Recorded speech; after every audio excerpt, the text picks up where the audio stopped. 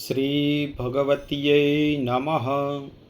શ્રીમદ દેવી ભાગવત મહાત્મય અધ્યાય 1 દેવી ભાગવત મહિમા.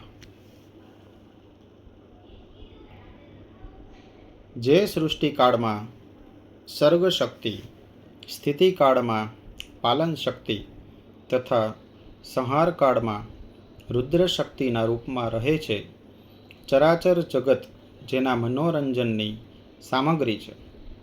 પરા, પશ્યંતી, મધ્યમાં, વૈખરી, વાણીના રૂપમાં જે વિરાજમાન રહે છે તથા બ્રહ્મા, વિષ્ણુ અને સદાશિવ દ્વારા જે આધારિત છે, એ ભગવતી આદ્યશક્તિ અમારી વાણીને સુશોભિત કરે. ભગવાન નારાયણ, નરશ્રેષ્ઠ અર્જુન, ભગવતી સરસ્વતી અને મહાભાગ વ્યાસજીને પ્રણામ કરી આ દેવી ભાગવત નામધારી વિજયગાથાનો ઉચ્ચાર કરવો જોઈએ. ઋષિગણ બોલ્યા કે સૂતજી, આપ બુદ્ધિમાન છો.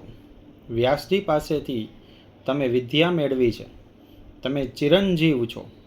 હે જ્ઞાન સમુદ્ર, તમે અમારા હૃદયને પ્રસન્ન કરનારી પવિત્ર કથાઓ સંભળાવવા માટે કૃપા કરો. ભગવાન વિષ્ણુના અવતારની પાવન કથા સંપૂર્ણ પાપનો નાશ કરનારી અને અદ્ભુત છે. અમે એ સાંભળી ચોક્યા. ભગવાન શંકરની દિવ્ય કથા તથા ભસ્મ અને રુદ્રાક્ષનો મહિમા પણ અમે સાંભળી ચોક્યા છીએ. હે મહાન કથાકાર, હવે અમને એવી કથા સંભળાવો કે જેનાથી ભુક્તિ અને મુક્તિ મળે. તમારાથી વધીને સંદેહ નિવારણ કરનાર કોઈ કથાકાર નથી. અમને મુખ્ય કથાઓ સંભળાવો કે જેથી કળિયુગમાં માનવીને સિદ્ધિ મળે. સૂતજી બોલ્યા કે જેનાથી સારાય સંસારનું કલ્યાણ થાય એવી વાત તમે ઉચ્ચારી છે, માટે સંપૂર્ણ શાસ્ત્રના સારરૂપ પ્રસંગ વિશદ રૂપે હું તમને બતાવું છું. ઋષિઓ બોલ્યા, સૂતજી, આપ તો સર્વશ્રેષ્ઠ વક્તા છો. એ પુરાણ કયું છે? એ શ્રવણ કરવાની વિધિ શું છે? કેટલા દિવસમાં એ કથા સંપન્ન થાય તથા એ કથામાં કેટલા દેવોનું પૂજન કરવાનું હોય એ અમને બતાવો.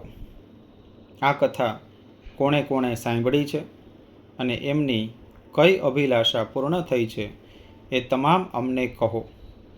સૂતજી બોલ્યા, મુનિઓ, વ્યાસજી વિષ્ણુ ભગવાનના અંશ છે.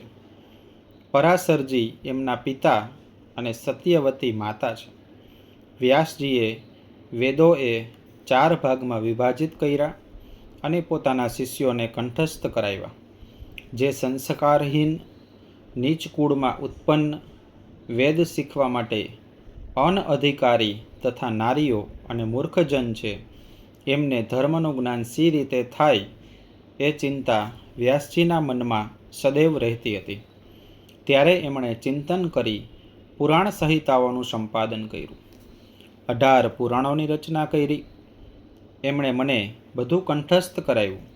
એ સમયે એમણે ભુક્તિ મુક્તિ પ્રદાન કરનાર દેવી ભાગવત નામનું પુરાણ રચ્યું.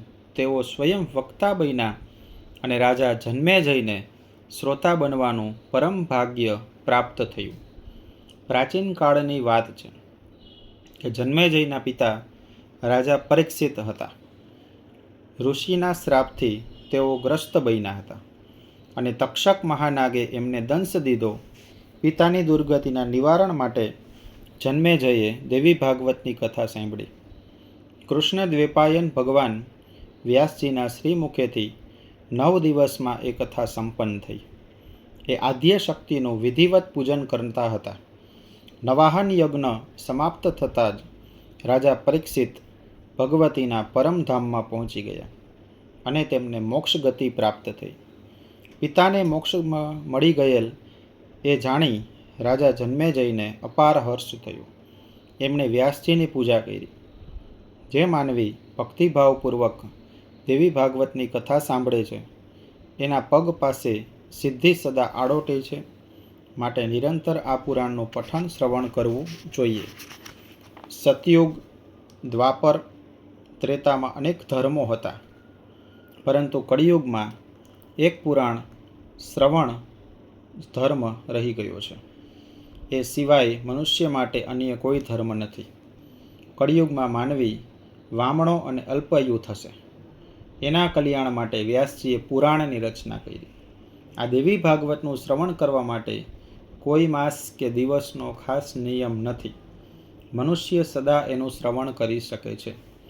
આશ્વિન એટલે કે આસો, ચૈત્ર, વૈશાખ અને જેઠ માસમાં 4 નવરાત્રિના અવસરે આ પુરાણ સાંભળવાથી વિશેષ ફળની પ્રાપ્તિ થાય છે.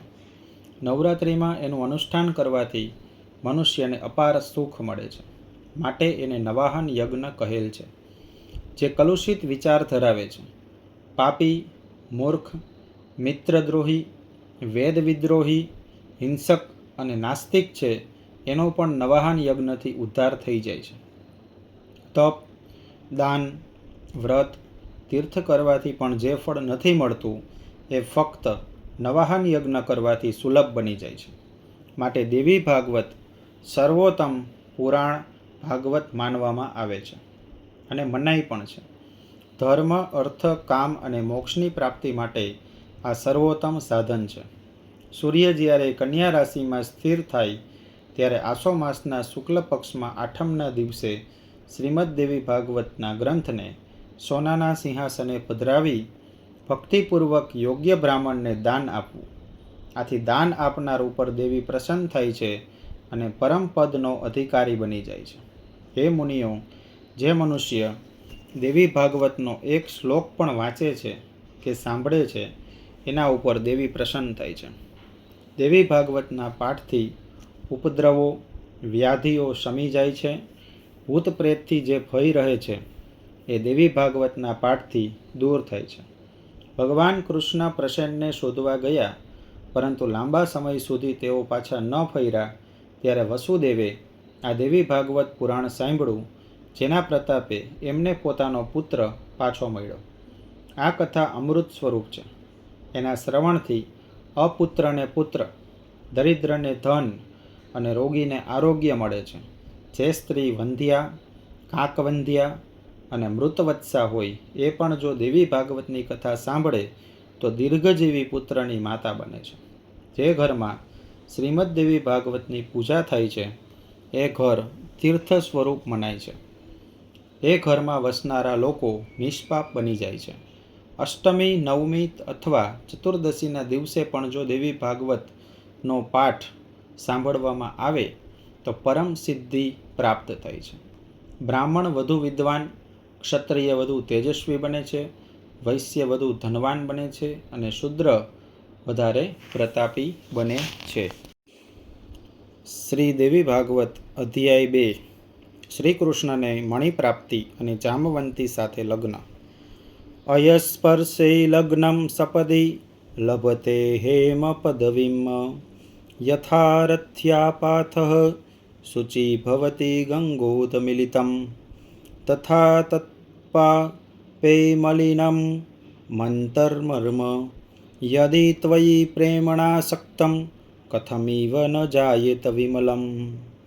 ઋષિઓએ પૂછ્યું, એ સુજી, વસુદેવને કૃષ્ણ પાછા સી રીતે પ્રાપ્ત થયા? કૃષ્ણે પ્રસેનને ક્યાં શોધ્યો? શા માટે શોધ્યો? વસુદેવજીએ દેવી ભાગવત કથા કઈ વિધિથી સાંભળી? વક્તા કોણ હતા? કૃપા કરી અમને બતાવો. સુજી બોલ્યા, ભોજવંશી રાજા સત્રાજીત દ્વારકામાં રહેતા હતા. તેઓ સૂર્ય ભક્ત હતા. ભગવાન સવિતા નારાયણના આ શ્રેષ્ઠ ઉપાસક ઉપર ભાસ્કર ભગવાન પ્રસન્ન થયા અને એમને સૂર્યલોકમાં લઈ ગયા. ત્યાર પછી દિવાકર ભગવાને સ્યમંતક નામનો એક અદ્ભુત મણિ સત્રાજીતને આપ્યો. આ મણિ લઈ સત્રાજીત દ્વારકામાં આવ્યા. સારાય દ્વારકામાં આ વાત પ્રસરી ગઈ. સ્યમંતક મણિ અતિ દિવ્ય હતો.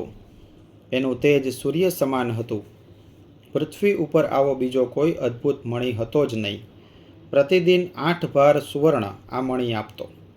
આ મણિની બીજી વિશેષતા એ હતી કે જ્યાં જે સ્થળે એ વિરાજમાન હોય ત્યાં કોઈ વ્યાધિ, ભય, રોગ અમંગળ ફરકી શકે એમ ન હતા.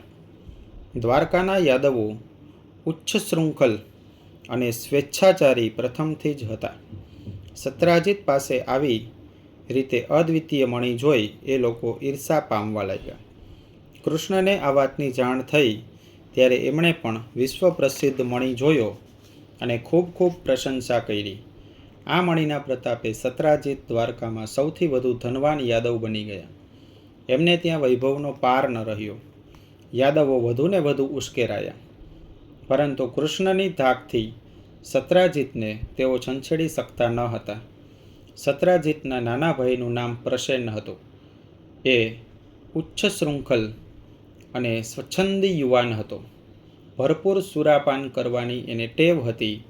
એક દિવસ સત્રાજીતની ગેરહાજરીમાં દેવ દાનવ માનવને પૂજવા લાયક આ સ્યમંતક મણી ઉઠાવી એને ગળામાં ધારણ કરી એ શિકારે ઉપડી ગયો. શિકાર દરમિયાન એ સ્વયં એક સિંહનો શિકાર બની ગયો. સિંહે પ્રસન્નને ચીરી નાખ્યો, પણ પેલો દિવ્ય મણી લઈને સિંહ ભાગ્યો. એક ગુફામાં સિંહ દાખલ થયો, પરંતુ એ ગુફા મહાબલી જામવનની હતી. જામવન રીંછ જાતિનો અપરાજિત મહાપ્રચંડ યોદ્ધો હતો. આ જામવાને સિંહનું ગળું દબાવી દીધું અને દેવી સ્યમંતક મણી સિંહ પાસેથી ખૂંચવી લઈ પોતાના બાળકોને રમવા આપી દીધો.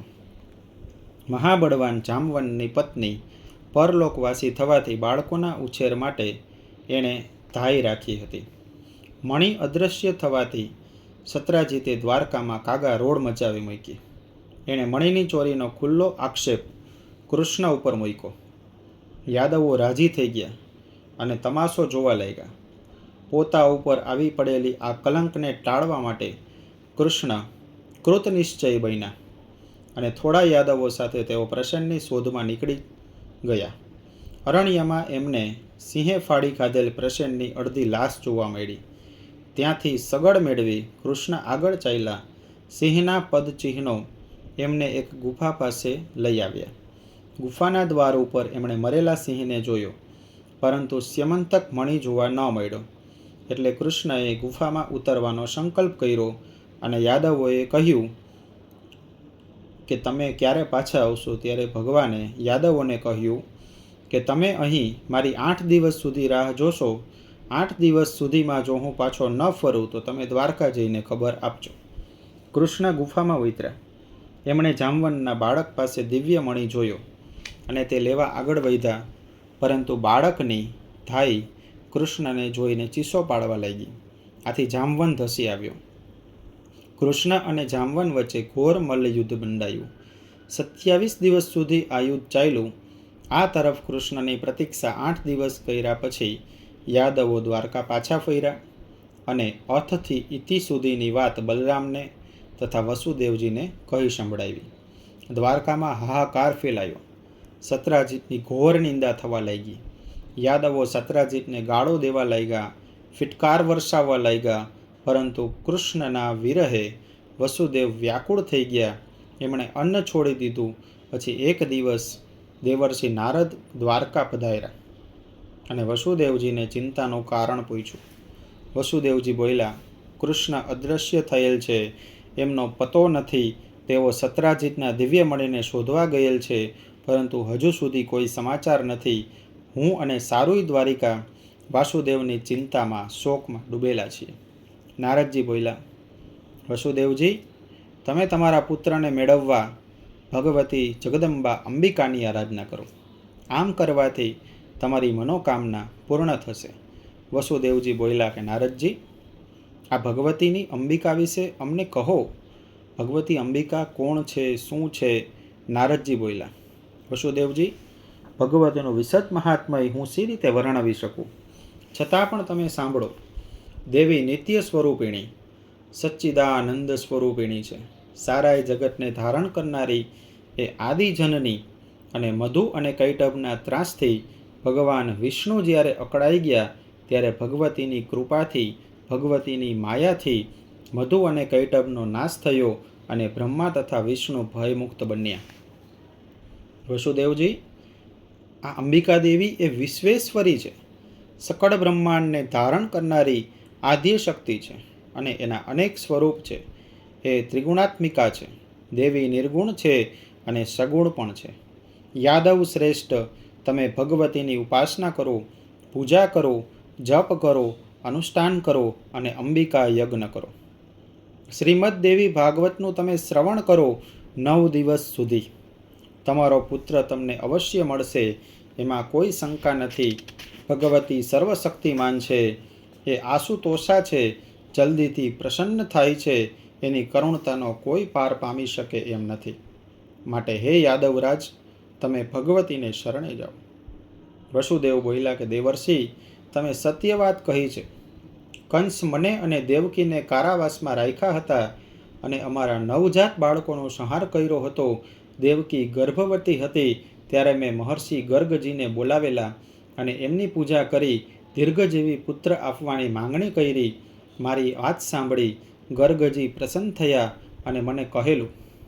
મહર્ષિ ગર્ગ બોલ્યા, વસુદેવ, તમે ભગવતી દુર્ગાની આરાધના કરો. ભગવતી મહામાયાની કૃપાથી તમારી ઈચ્છા પૂર્ણ થશે. કારણ કે જે મનુષ્ય ભગવતી જગદંબા ઉપર શ્રદ્ધા રાખે છે એના માટે કશું દુર્લભ રહેતું નથી. નારદજી ત્યાર પછી મારી વિનંતીથી ભગવતીની આરાધના કરવા માટે મહર્ષિ ગર્ગ વિંધ્ય પર્વત પર ચાલ્યા ગયા અને ત્યાં ભગવતીના અનુષ્ઠાન, જપ, આરાધના કરવા લાગ્યા. પછી એક દિવસ આકાશવાણી થઈ કે હે મહર્ષિ ગર્ગ, તમારી અભિલાષા હું જાણું છું. તમે તમારા સ્વાર્થ માટે નહીં પણ જગતના કલ્યાણ માટે મારી તપસ્યા કરી છે. તમારાથી પ્રયત્નથી હું આજે પ્રસન્ન છું. તમે હવે નિશ્ચિંત બનીને મથુરા જાઓ. મેં સ્વયં વિષ્ણુને આજ્ઞા આપી છે કે ભગવાન શ્રીહરિ સ્વયં દેવકીની કુખે જન્મ ધારણ કરશે અને દુષ્ટોનું દમન કરી સૃષ્ટિને સમૃદ્ધ કરશે. ત્યાર પછી મહર્ષિ મથુરા આવ્યા અને મને સારી વાત સંભળાવી. દેવકી પ્રસન્ન બની ગઈ. મને અપારનો આનંદ થયો. એવો આનંદ થયો કે અપાર આનંદ મારા જીવનમાં આવી ગયો. ભગવતીની કૃપા અને ભક્તિ મને આ રીતે મહર્ષિ ગર્ગ પાસેથી સાંપડેલ હતી. હે દેવર્ષિ, તમે મને સ્વયં શ્રીમદ દેવી ભાગવતની કથાનું પાન કરાવો એવી મારી વિનંતી છે. ત્યાર પછી નારદજીએ વસુદેવજી પાસે દેવી પૂજા કરાવી, અનુષ્ઠાન કરાવ્યું અને 9 દિવસ સુધી શ્રીમદ દેવી ભાગવત મહાપુરાણની કથા દેવર્ષિ નારદજીએ વસુદેવજીને કથા સંભળાવી. બીજી તરફ 27 દિવસના ભીષણ ઘોર સંગ્રામ પછી કૃષ્ણે જાંબવાનને મલ્લયુદ્ધમાં માત કર્યો. જાંબવાને હાથ જોડીને કીધું કે તમે ઈશ્વર છો, તમે રાઘવેન્દ્રના અંશ છો. હે દેવેન્દ્ર, તમે આ દિવ્ય સ્યમંતક મણી અને મારી આ રૂપવતી કન્યા જામવંતીનો સ્વીકાર કરી મને કૃતકૃત્ય કરો. પછી અત્યંત કોમળ, સર્વાંગ સુંદર, ભીનલ વર્ણી, રૂપગર્વિતા જામવંતી તથા સ્યમંતક મણીને લઈને ભગવાન કૃષ્ણ દ્વારિકા પાછા આવ્યા. એ જ દિવસે અંબિકા યજ્ઞની પૂર્ણાહુતિ થઈ અને શ્રીમદ દેવી ભાગવતની કથા દેવર્ષિ નારદે વસુદેવજીને સંપૂર્ણ રીતે સંભળાવી. કૃષ્ણને જોઈને વસુદેવજીની આંખોમાંથી ગંગા યમુના વહી સારુઈ દ્વારકા હર્ષના સાગરમાં ડૂબી ગયું. કૃષ્ણે સત્રાજીતને એનો દિવ્યમણી સોંપ્યો. પુત્રવધુ જામવંતીને જોઈ દેવકી પ્રસન્ન બની ગયા અને આ નૂતન પુત્રવધુને ગળે વળગાડી દીધી. આ રીતે અંબિકા યજ્ઞથી શ્રીમદ દેવી ભાગવત કથાથી શ્રી કૃષ્ણ ઉપરનું ચોરીનું કલંક દૂર થયું અને વસુદેવને કૃષ્ણ પ્રાપ્ત થયા. દ્વારિકાને પોતાના ભગવાન પાછા મળ્યા. ભગવતીની આરાધના, ભગવતીનું નામોચ્ચાર ક્યારેય કોઈ દિવસ અફળ રહેતા નથી. અભયવરદાયિની અંબિકા પોતાના ભક્તો માટે હંમેશા પ્રસન્ન રહે છે. ભક્તો ઉપર સદૈવ પોતે પોતાની કૃપા વર્ષાવતી રહે છે. બોલીએ શ્રી અંબિકા માત કી જય.